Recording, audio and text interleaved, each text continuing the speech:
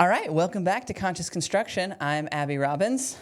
And I'm Brandon Hill. And today we are talking about type 9 and spirituality. Yes, type 9. Type 9. Some would say the most spiritual type or the most seemingly spiritual. Yeah, Have you heard this? Yes, I have. I have. It's interesting because it's such when we think about spiritual, I think especially in our culture, there's something about the peacefulness It's and the cliche spiritual and type. the flow and the and so I love this it's the cliche spiritual type. Yes, if you were to meme spirituality, I don't know if I'm using that as a verb, but I think it works. Then the 9 kind of naturally fits into those feelings that we have around what is spirituality. Yeah. And what's interesting about this is that in our last episode, we talked a lot about how, we were speaking from our own experiences, but there's a lot we can intuit about what happens around the circle, is that our spiritual experience is so counter to our type. Yes.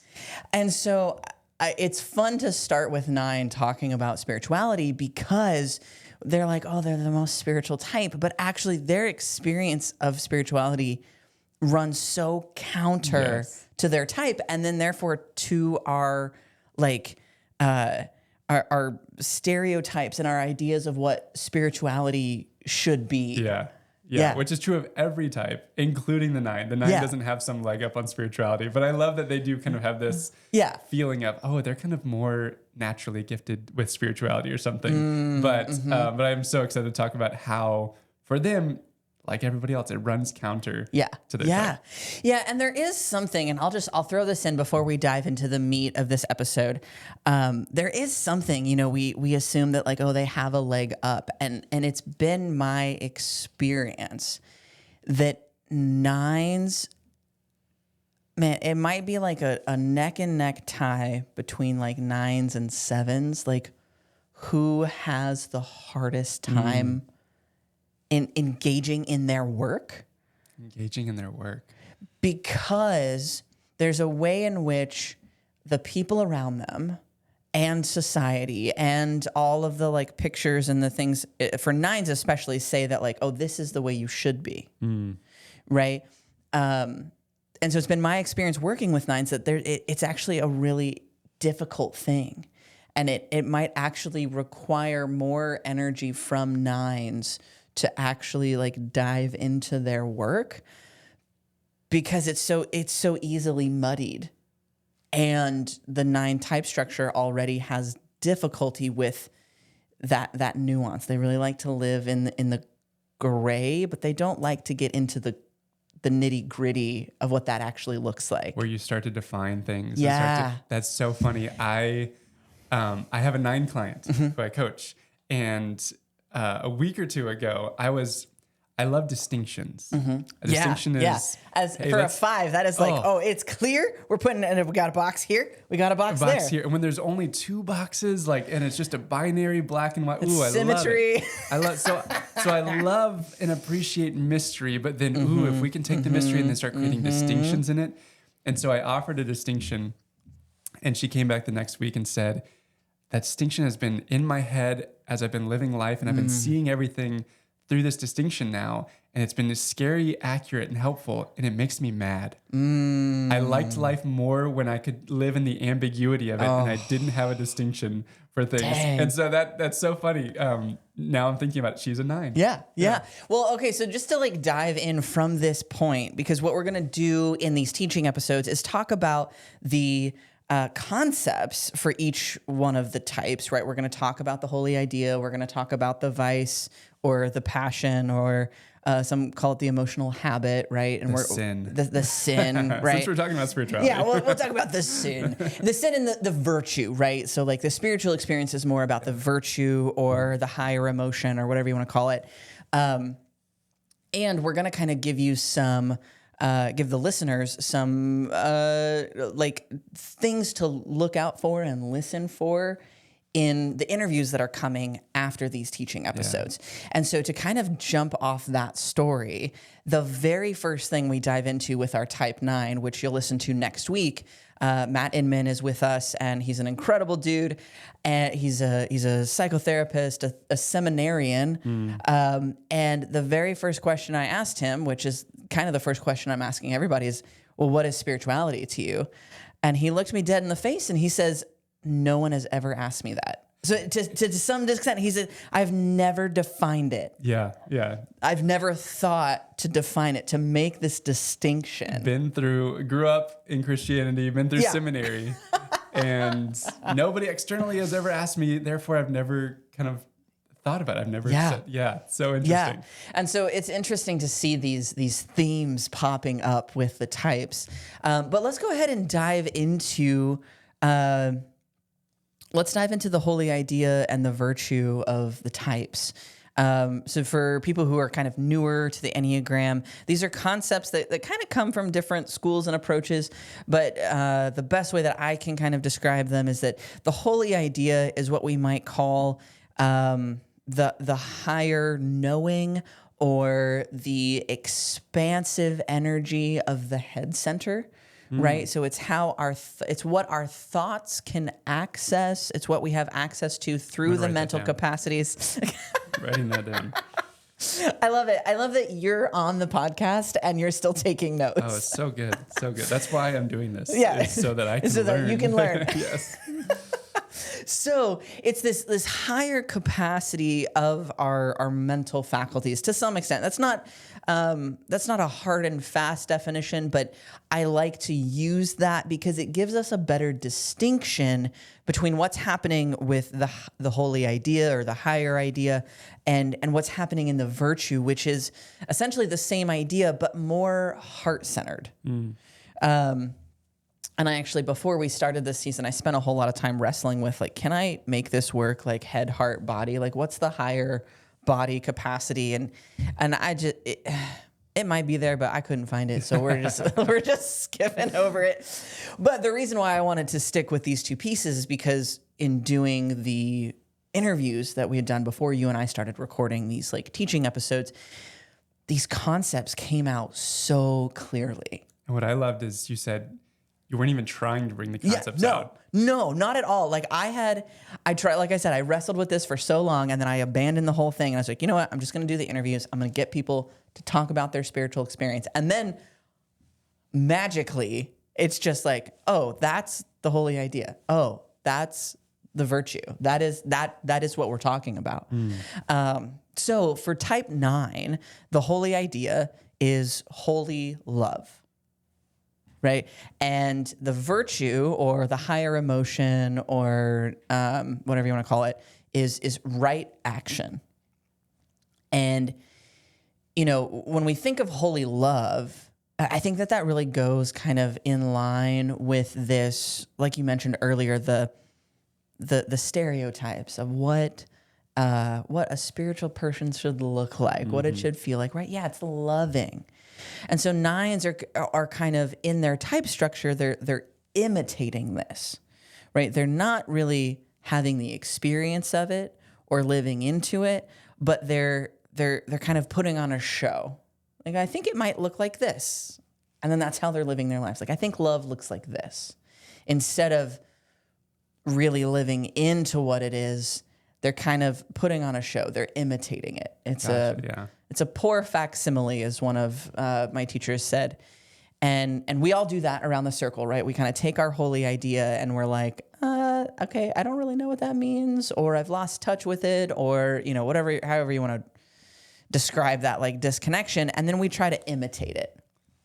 And so for the 9s, they think that, well, love is just letting people be people. And it's, you know, it's going with the flow and it's not engaging in conflict. And it's, right, there's this kind of like a stepping back of sorts. And then with right action as the virtue, we see the same thing happen with our virtues, is that we kind of lose touch with it. We lose touch with this quality. And then we try to imitate it, right? And these two imitations are working together for the 9 so that they're not really present to their life. Like they're not really showing up in their fullness, right? So this like losing touch with right action means they might be doing stuff, right? They might be showing up and volunteering for things, and they might be here, and they might be, you know, a pillar of your community. Yeah. But they're not really doing what's theirs to do, right? Yeah. And so in this way, the 9 type structure, it kind of becomes this like vague, kind of soft, you never really know where they stand, or it's easy to believe that they always agree with you, or it's like, oh yeah, I totally know that guy. He likes all these things because they're what I like, and that's why we're friends. But because 9s are like not making that distinction, right, in really many areas of their lives, there's kind of this floatiness about it. But for holy love,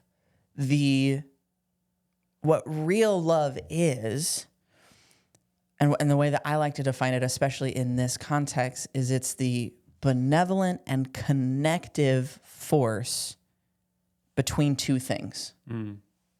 And therein lies the issue with 9s and why Exactly. it can feel like, and even it's like you said, imitating love. But what the 9 is missing, and why it often feels like they're kind of this soft presence there, is because there's this tendency for self-forgetting. Yeah. For losing the self, for not being grounded in a self, for in some ways kind of abandoning the self. Yeah. In a what I think often comes from an attempt for safety or even connection with other people. Absolutely. Because to have a self maybe risks Yeah. disconnection. Yeah. Oh, that's so good. I just want to like end that sentence with like, to have a self risks, like period.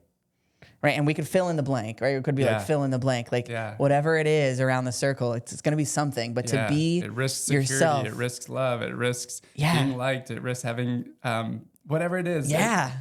But to have a self, especially for the 9, can feel very risky.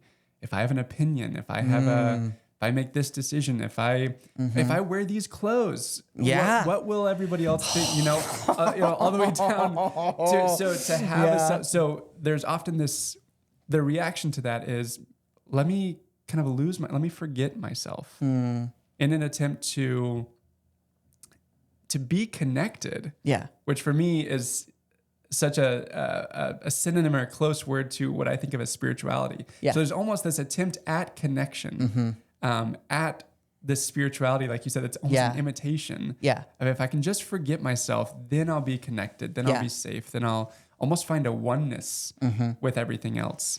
But what you said with love, it's this connective force between two distinct things, like two things that may seem separate are brought together through this benevolent and connective force of love, of holy love. And, it's interesting. I've been doing some training with an Enneagram teacher named Mario Sikora, and he's got really great, like clear language around the types. And he talks about them as strategies and, what we're all striving for. And like 9s are striving to feel peaceful, right? That like, this is the thing that they're going at. And you can see how, man, having a self and being yourself really risks being peaceful, right? Like, it reminds me of that saying, like, ships in the harbor are safe, but that's not what ships are for, right? Like, 9 just kind of wants to stay in the harbor so that you don't, like, you don't want to rock the boat. You don't even really want to take the boat out of the harbor because as soon as it's out of the harbor, it's going to get rocked. Yes. Wow. And so looking at it through this lens, when a 9 starts to have a spiritual experience, it often looks very, I think from a bystander's perspective, it looks very counter to what we think of as a spiritual experience. Yeah, it's almost like acting fully out of their type looks more spiritual, but then when they actually start to move and on the spiritual journey, on this journey of maturity, it almost looks what we would think of as counter the cliches of spirituality. But it's through this, I've said this many times on the podcast, but I think I've worked with more 9s than any other type, and maybe even more 9s than all of the other types put together. I don't know why. 9s tend to vibe with what I'm doing. That's cool. I enjoy it. I enjoy working with 9s, but it's like we're always working through this process of differentiation, right? Of differentiating. Okay, well, what do you like versus what your partner likes? Or what do you feel like is yours to do versus what other people are telling you to do? How do you tune in to what's happening internally and listen to that and trust that? Yeah. But it's this differentiation that actually allows them to step into a spiritual experience and experience this like true peace, this true love, this true right action, right? Yeah. And it, I think to the people who are close to the 9s, it's kind of like if you're in an intimate and loving relationship with a 9, when you see it happen, you're like, oh my God, yes, you just like came online, right? Yeah. Like somebody flipped a switch and now you're really here. And this person that I could see, but for some reason you couldn't see, has finally shown up. And it's a beautiful thing. And I think if you have a relationship with a 9 that's more periphery, it starts to look really bizarre. Oh, really? Because suddenly this person who was really go with the flow and like very chilled out and just kind of like, whatever, like I'll just do what you want to do, is suddenly like, no, I want to do this. And it's a real challenge, right? Like it's a real challenge for those kinds of relationships to be like, oh, I want you to be here. I want you to show up. But now I have to adjust and make space for that. Yeah. Yeah. I kind of liked it when you just would go with it. That's what our relationship was based on. Was that, And so I think, there's this, there's always this kind of give and take anytime we're in relationship with people and we're diving into these, spiritual experiences. We're working with our type and trying to quote unquote self-improve or be better or whatever. There's always going to be some like adjustment. But like I was mentioning earlier, there's something about the type 9 that we don't always want them to adjust. Like everybody wants a 1 to get better. Everybody wants an 8 to be better, right? Like everyone wants, a 4 to be better. Like there are these types that like culturally we're just like, God, get over yourselves, right? Like we go, and I am one of those types. But then there are these types that like, when they start to change, they start rocking the boat. It's a little more inconvenient. Yeah, it's like not only are you rocking your boat, you're rocking my boat. You're rocking my boat, yeah. And that I think is what maybe scares the 9s the most. There's some sense that like they could deal with their own boat rocking, but oh man, they don't want to deal with the repercussions of their boat causing waves so much that somebody else's boat is rocked. Yeah, because that therein is the risk that they're scared of. Yeah. If I start to rock your boat, will you still love me? Will you still be connected to me? Will I still have the, you know what I mean? And so it's not a made up fear. It's a real fear. Yeah. And I think when 9 start to step into that, they will have to be confronted with the very thing they fear of like, absolutely. Oh my gosh, some people in my life are stepping back. I am losing some relationships as I come back into myself and figure out as I differentiate and figure out who I am. But I think there is the, kind of like with all the types, there's that kind of the thing that we most fear is also, it's the Joseph Campbell quote, the treasure you most seek is in the cave you most fear to enter. Yeah. Or whatever, however that's said. But when the 9 actually does start to differentiate, even through the relationship turmoil that might come from that and losing friendships, there's ideally, if they keep going in that, there's a level of peace that is found. It's a different peace. Yeah.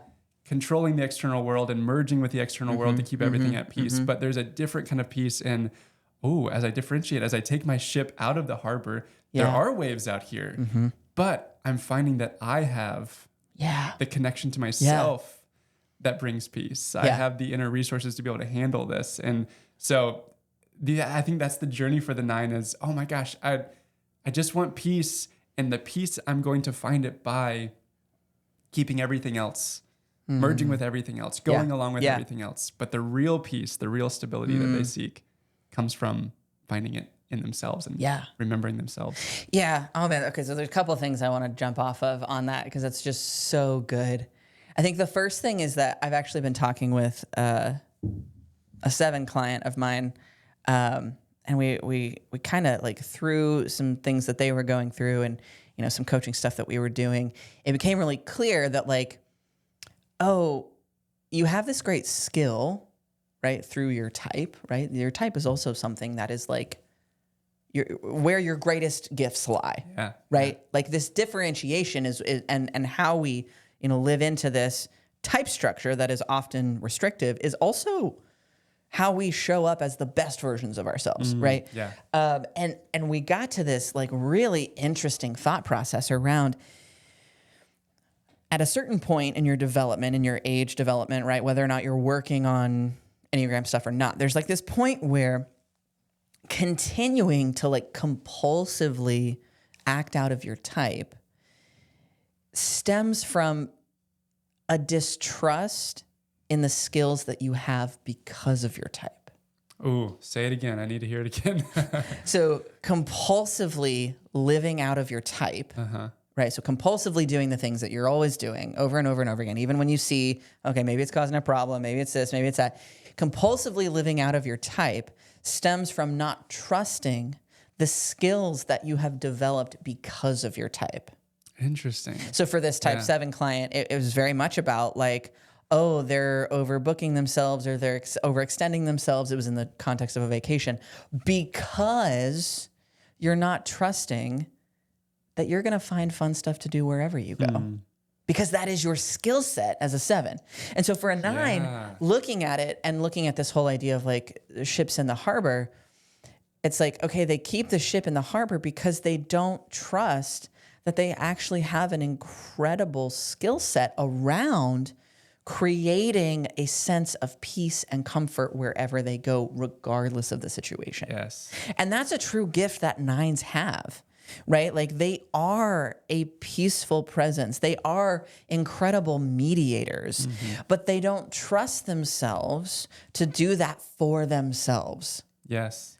One of the things I've found with a couple of the 9s in my life, tell me if this is kind of a universal 9 thing, is there's this fear of if I differentiate, if I make a decision, often 9s kind of love living on the fence. Because on the fence, I don't actually have to come down on one side or the other. I don't actually have to rock the boat. I don't have to risk saying, this is what I think, or this is what I'm going to do. That there's this fear of, if I do that, what are going to be the consequences of it? And I may not be able to handle or find peace it is. with the consequences. Absolutely. Whatever those consequences might be. So, but like you said, so they're compulsively not taking action or not making decisions or not choosing a side of the fence because they're not trusting. Actually, when I take right action, when I do something, when I have to figure out what I actually want or what I think, I don't trust that on the other side of that, with whatever the consequences are, I am going to be able to find the peace within myself or even find the peace and create peace in my environment. It's just like this, oh my God. So I love that. That's so interesting that we compulsively act out of that because we don't trust the very skills that our type has given us. Yeah. And it's like I think I talk with my clients a lot about like we all have receipts, right? Like we all have very clear reasons why we do what we do, right? Like it doesn't come out of nowhere. Yeah, it doesn't come out of nowhere. It's very grounded. It's very founded, right? There's a reason why. But what we often miss is that we also have a lifetime of receipts of like how good we are at doing this thing. So like looking at the 9 and creating this sense of peace and being truly loving in this holy love kind of way, they're incredibly good at that. And they have a lifetime of receipts that prove it, but they don't trust it.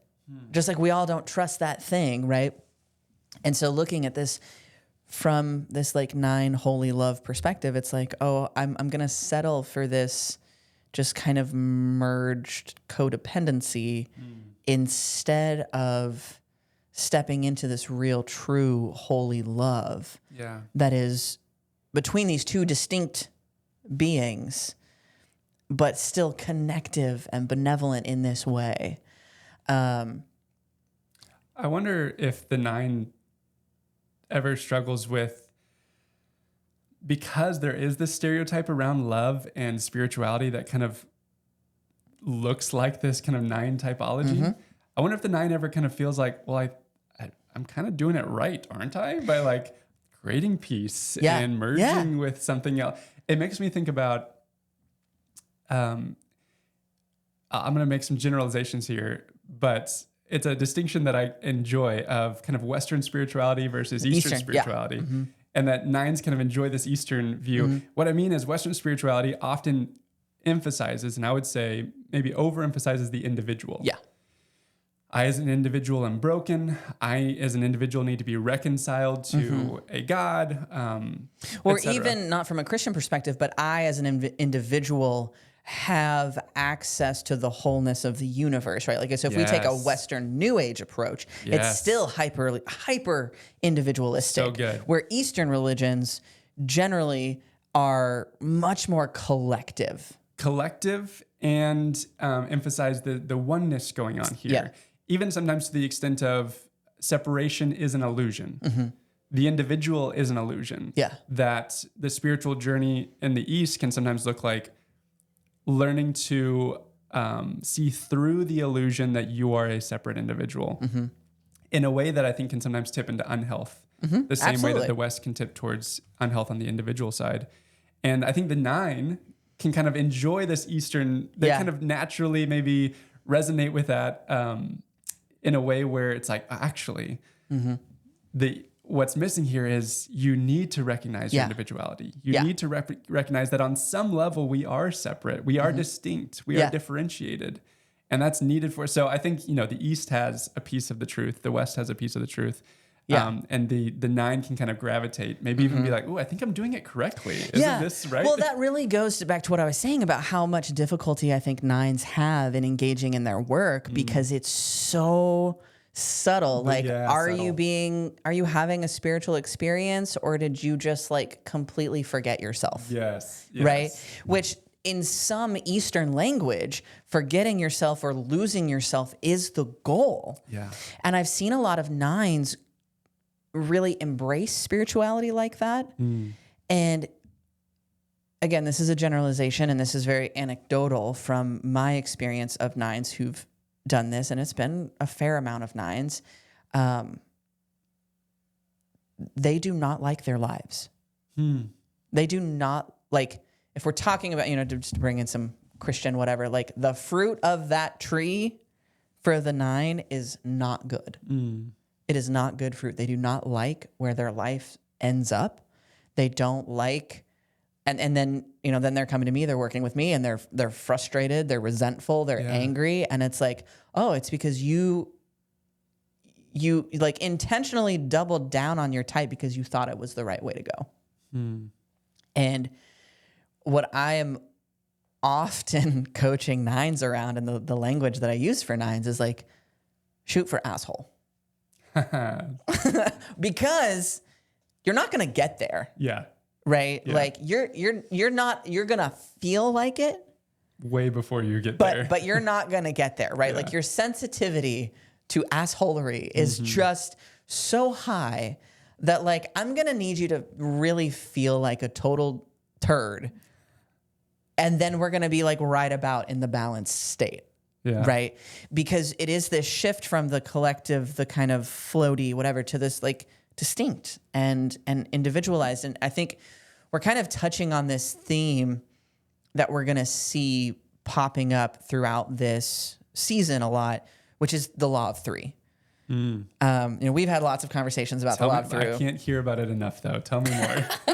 But this law of 3 is like, it is kind of the foundational cosmic law of the Enneagram. Like if you're going to take the Enneagram in this direction, who brought the Enneagram to the West is G.I. Gurdjieff. And he taught this symbol, not as a personality system, but as like sacred geometry, essentially. He's like and he goes as far as to say like everything about the universe is contained in the Enneagram and the movement of these lines. And if you understand this, you're going to understand everything. That might be a stretch, but there's something really, really powerful about the law of three, which is symbolized by the triangle in the Enneagram. We've talked about this in previous episodes, but just to kind of give a brief rundown, there is a yes, there is a no, and there is a transcend and include, which is essentially these two opposing forces, we're going to bring them together, right? And you see that really clearly in the 9 point, right? So if you look at the triangle and look at the types associated with it, type 3 is the yes. That makes sense. Type 6 as the no. Okay, yeah, that also makes sense. Type 9 as the yes and, like the transcend and include. Yeah, okay. I feel that, right? When we think about holy love, it is the benevolent and connective force between two distinct entities, right? So holy love is what brings the yes and the no together to create something wholly new. Yeah. And this is what we're talking about for the 9, is that they're living in this, more Eastern space. And it's not that that's wrong, right? Yeah. It's not that that's bad by any stretch of the imagination, but we have to include this Western approach as well. And we have to bring these together in order to find something that is truly holistic and truly, the spiritual experience that the 9 is really looking for. Yeah, I love it. So when we're thinking about help me understand the holy idea and the virtue in general. Yes. Okay. As this is because there's the passion. And the passion is often something we don't have to strive for. That is it just is there.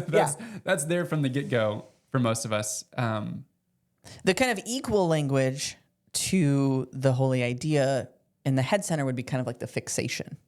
Right? So there's parts in the head center that are also similar like that are like, this is what we're doing on autopilot, essentially. Yeah. And then the holy idea and the virtue or the higher emotion or whatever you want to call it is like what it could be. Yeah. When we're not on autopilot. And are those helpful landmarks for kind of what the spiritual journey specifically looks like for each of our types? It's kind of are they landmarks? Are they destinations for what our unique spiritual journey is going to look like? I think yes. But maybe not, maybe less the destination thing and more like, and I almost don't want to use the word landmark either, because that makes it feel a little too concrete and a little too like, I can arrive. I can get there. Yeah. I can get there. Where it's really, I might describe them more. We're filming in Austin right now. And it's like March, or it's April. Oh my God. I don't know what month it is. But March and April in Central Texas, it's just bluebonnets everywhere. Yeah. And I think that there's a way in which these capacities, these experiences are kind of like wildflowers on the side of the road. Right? They are an indication to us in some respect that we're going the right way, we're on the right road, but they're unexpected. And they are unexpected. And they are kind of wild, right? They show up as they show up. Now it's our job to kind of be ready to see them and experience them, but we don't have any control over how that happens. Now we could plant a lot of seeds, right? Wow, I love this. But I love it too. I've never said it before. Like you asked this question and I was like, well, no, that's not it. And that's not it. Well, then what is it? It's wildflowers on the side of the road. Yeah. Right. Now we can plant wildflower seeds, right? Yeah. And we can make sure that we're ready, but like we don't have any control over how they show up. But we have the capacity to pay attention to them and enjoy them and live into them while they're here. and they may show up and then they may leave and then they'll come again and then right. But it's not as if there's no linear process on the spiritual journey, and experiencing our holy ideas or our virtues is not like okay, well, now I have this much. Now I'm like, I was 90% vice and 10% virtue, and now I'm 80% vice and 20% virtue. No, it's not like that. Yeah. It's everything about our spiritual experiences is grace. It is something outside of ourselves. It is something that we don't get to dictate. Right? Yeah. We don't get to control. And actually kind of shifting into some conversation about the interview that people will listen to next week with Matt, he tells a beautiful story about kind of how right action led him into this like very deep and profound experience of holy love. And I think that it really outlines this process really well. There are things we can do to make ourselves more ready, right? And there are certainly actions we can take and practices that we develop to allow us to be more open. But the experience of those things, right? The experience of our holy idea, the experience of our virtue, right? Those are gifts from the divine. Wow. Right? That's so good. Those are beyond what we consider to be us. Yeah. And what I hear you saying is that doesn't mean we take a passive approach to our spiritual journey, to our work. Yeah.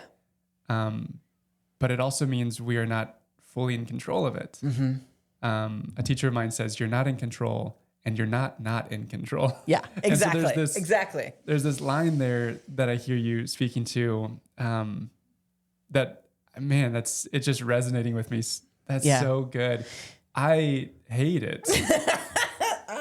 I hate this. Man, I love the idea of a linear path that I can control. If this, then like if X, then Y, right? Yes. Give me the formula. Even what you mentioned there, the practices, the seeds we can plant. Yeah. They're like, oh, if I do this practice, then this outcome. If I plant this seed, then this harvest. Oh, man. And I think this is where, like, I mean, obviously we are very, very steeped in a Western tradition. I've spent a lot of time studying more Eastern traditions and studying yoga, and that's like where I get a lot of my spiritual experience from nowadays. And there is this concept of like practice and non-attachment.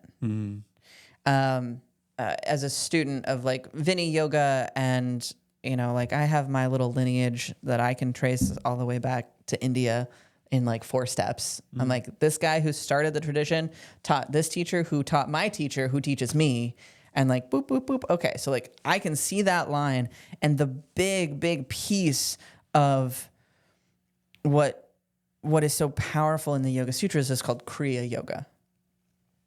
And Kriya Yoga means like the yoga of steps, right? So in some sense, it is kind of this like, here are the steps, right?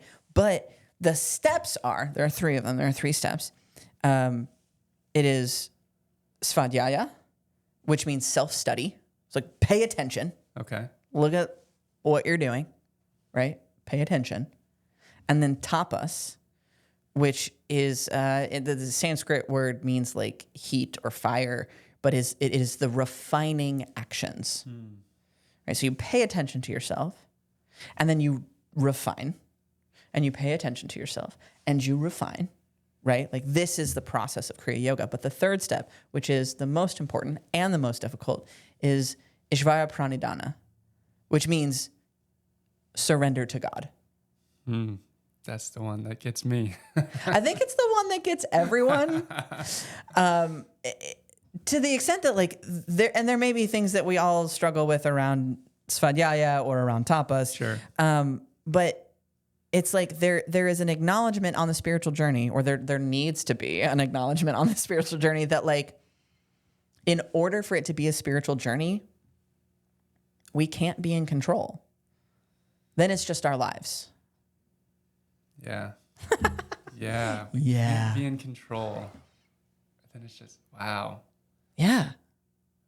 I have so much, like, there's so much resistance to that in myself. And there's so much, like, Yeah. there's such a big exhale and shoulders relaxing when I hear you say that at the same time. Does that make sense? Yeah. It's like there's a part of you that's relieved, and then there's a part of you that's terrified. Terrified of it. It's not fully in my control. I love the first two parts of that. Pay attention to myself, notice, self-awareness. Let me be mindful. Let me meditate. Let me study my Enneagram.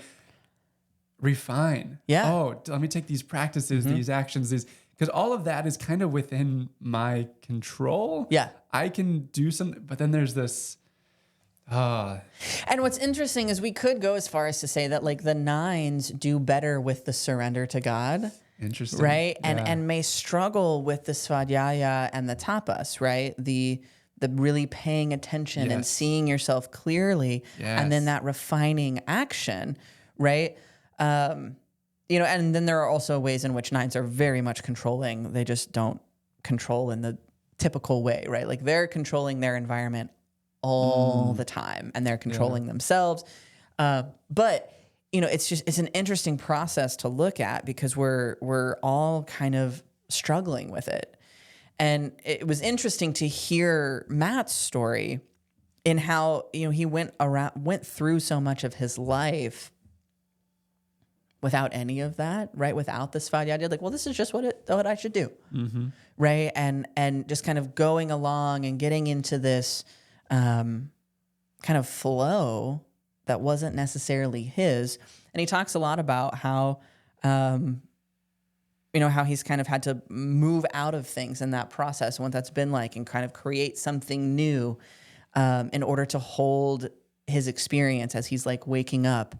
And so it's interesting to hear these pieces of like, oh, throughout the whole conversation, we're talking about these 9 concepts without talking about the 9 concepts, I think at one point he asked like, well, how much Enneagram are we talking about? And I'm like, it doesn't matter. Like, It'll come through. Yeah. It'll talk about itself is what I said. Like it talks about itself, because if you're talking about something as personal and as intimate as your spiritual experience, your type is going to be there.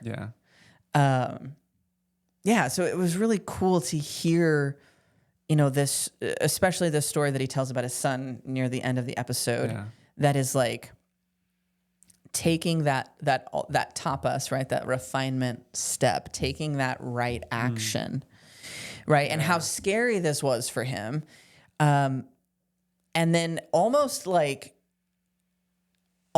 through that, and because of that, even though it wasn't immediate, it was a little bit delayed, the experience of true, deep, connective love, because he stepped into this fear, was just so, like, every time I think about the episode, I was like editing it, last week, and I was just like, God, this is good.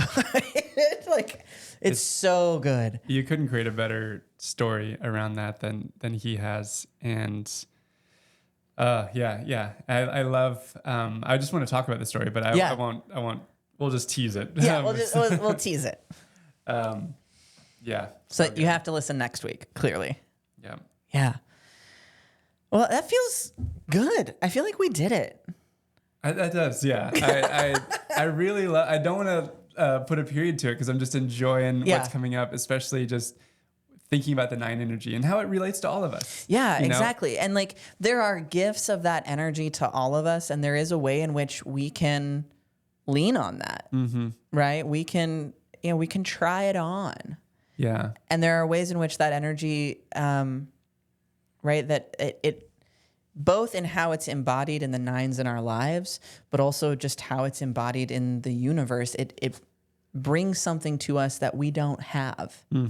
I'm curious if we'll find this as a pattern with all of the types. There's a part of me that suspects it, but I love, speaking about that story with Matt, where this refining action and this kind of opening up to the risk and to needing to trust what's going to be on the other side of it, and can I handle it? And there's something so beautiful about